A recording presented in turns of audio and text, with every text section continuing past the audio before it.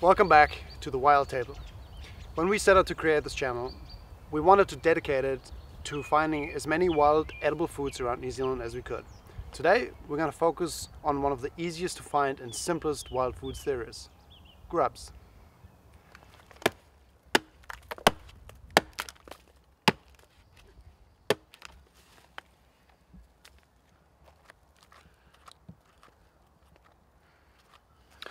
Almost every culture on this planet has a history in entomophagy, which is the practice of eating insects as part of your dietary intake. Here in New Zealand, the huhu grub is a really well recorded wild food. They're super easy to find. Essentially, the longhorn beetle or huhu beetle will lay its eggs on the outside of conifers or pine trees, and then eventually the larvae will climb inside the wood and develop into these fairly sizable little grubs. Now, while this might inspire some squeamish feelings in some people, these things are actually best enjoyed live.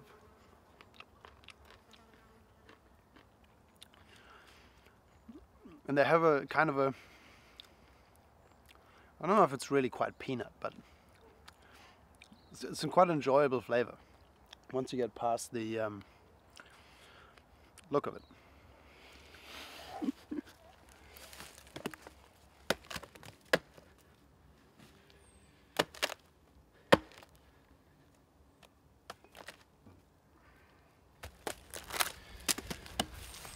Typically, the best thing to do when you want to find some huhu beetles is simply find some old rotten pine, because pine is a nice soft wood and it's a really easy material for these grubs to dig themselves in, and it's also soft enough for you to dig them out.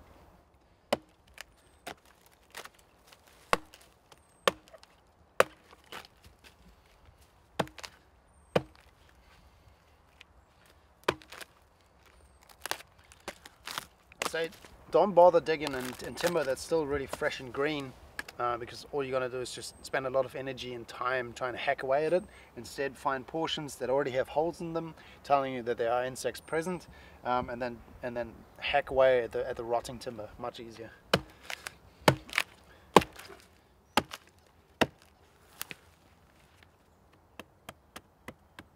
Righty, sometimes you got to do a little bit of digging, but usually when you find one, you find a whole lot of them.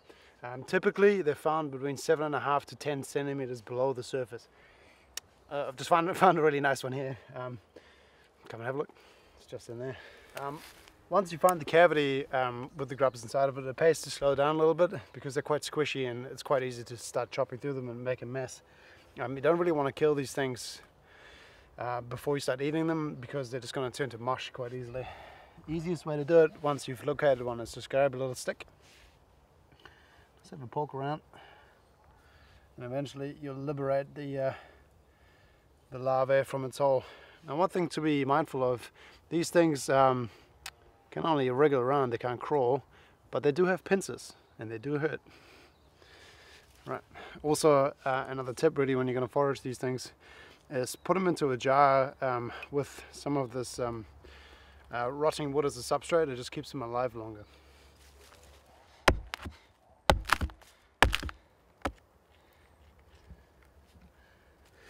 So this is super interesting. I'm actually glad that we found one like this, because these things live inside the timber for up to 3 years, between 2 and 3 years.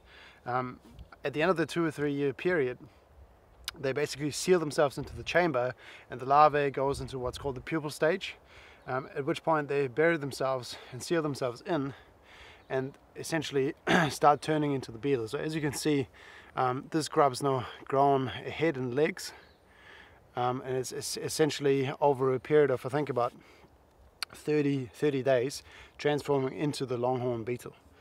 So I'm actually going to put this guy back and hope that he makes the transition.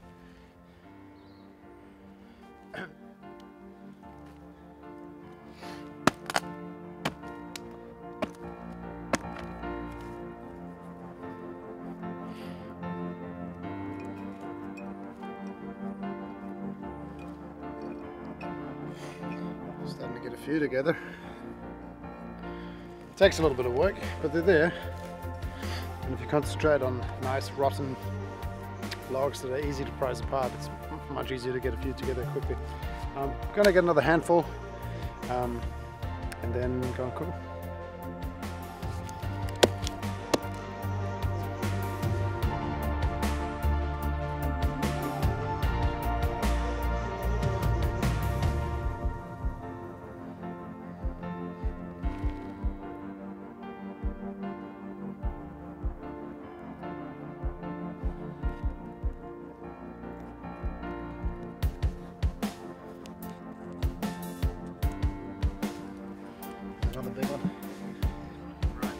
Alright, this is the money log.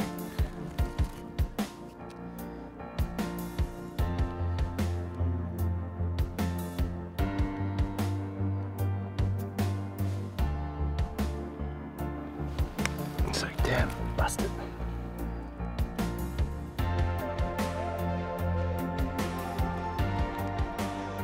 So that didn't take terribly long. We probably chopped around for like, I want to say half an hour.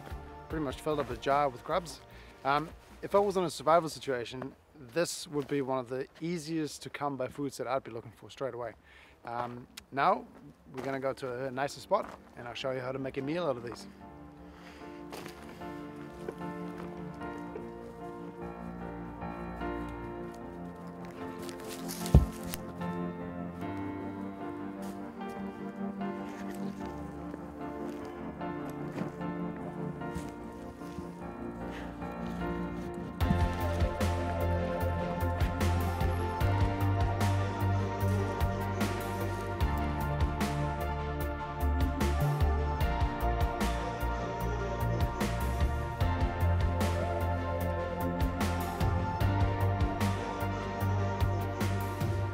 Alright, one of the things that we obviously have to pay attention to is it safe to eat a wild food? These grubs have been recorded to have been eaten by cultures around the globe for a long time. That's a good sign. Secondly, these grubs have been feeding on pine. Pine is also safe for human consumption. Thirdly, we're going to cook these grubs. Cooking generally renders most foods even more safe to eat.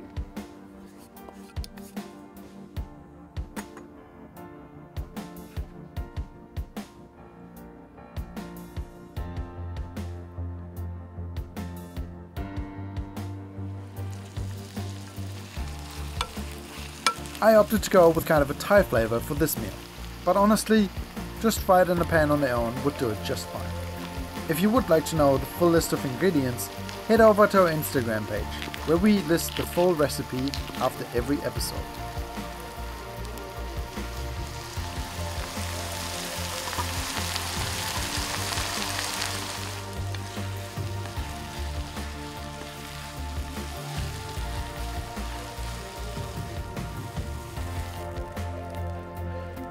Alright, now getting your hands on wild food is one thing, how you handle the wild food after that is another thing. We want to make sure that these grubs get dispatched as quickly as you can. If I were at home, what I would do is I'd pop them in the freezer for a couple of hours, which would put them into a torpor, which is a kind of a sleep.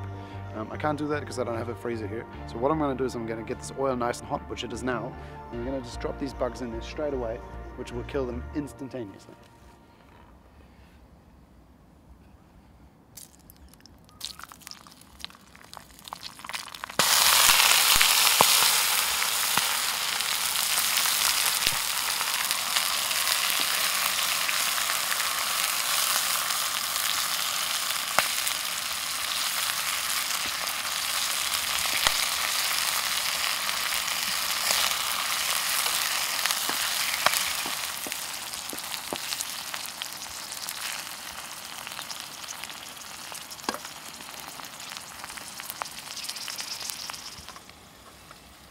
As you can see, there was no mucking around. They were straight into the hot oil and dead instantaneously. So now we can concentrate on cooking with the dispatched animals in the pan.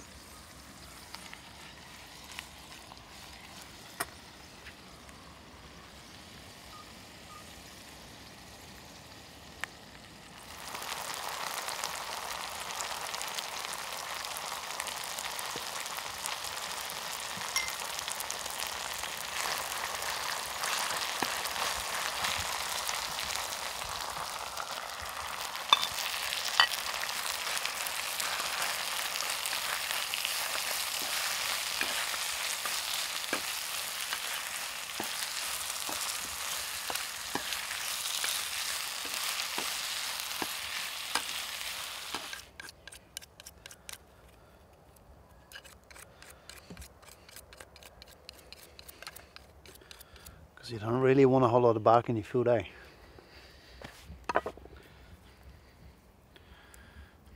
Bon appetit.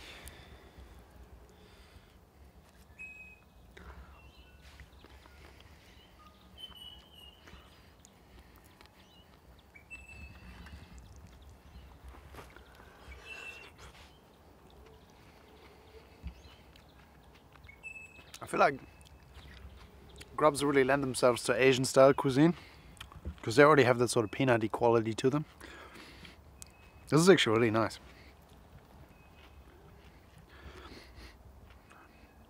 My mom thinks I'm absolutely nuts, but it's just food.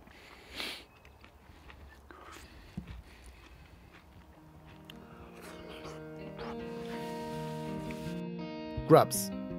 These wriggly little larvae are a very simple organism, which in a very real way makes them the perfect example of my relationship to nature and wild food.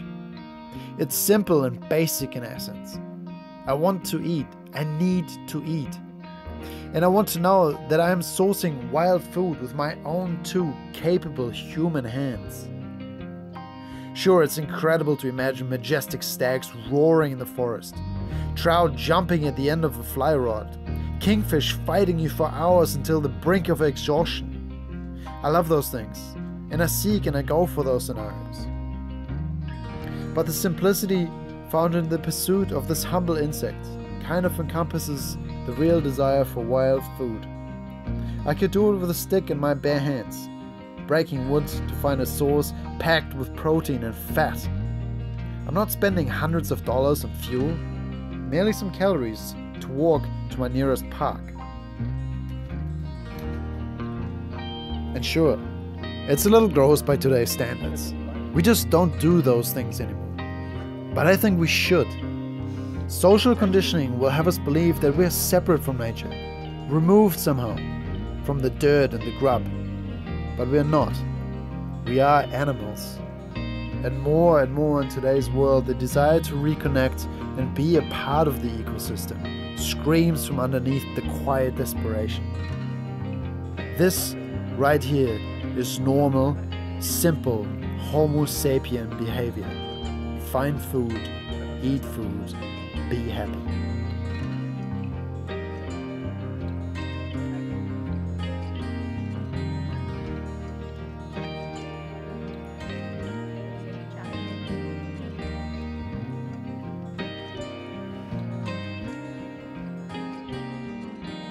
I hope you enjoyed that very grubbalicious meal.